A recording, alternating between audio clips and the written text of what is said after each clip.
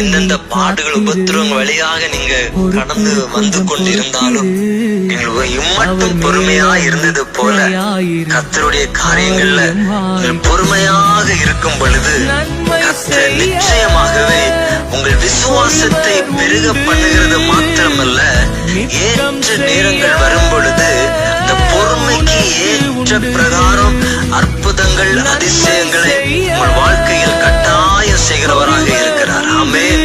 நீங்க பொறுமையா இருக்கிறதுனால நன்மைகள் ஆசீர்வாதங்களை பெற்றுக்கொள்ளாமல் போவதே இல்லை. ஆமென். நிச்சயம் ஏற்ற நேரம் வரும் பொழுது, ஏற்ற சூழ்நிலை வரும் பொழுது கர்த்தர் உங்களுக்கென்று வைத்திருக்கிற அந்த மேன்மையான அற்புதங்களை அதிசயங்களை உங்களுக்கு கட்டாயம் செய்கிறவராக இருக்கிறார். ஆமென். ஆகவே நீங்கள் பொறுமையை இழந்து விடாதபடி காணப்பட வேண்டும் என்று ஆண்டவர் நம்மோடு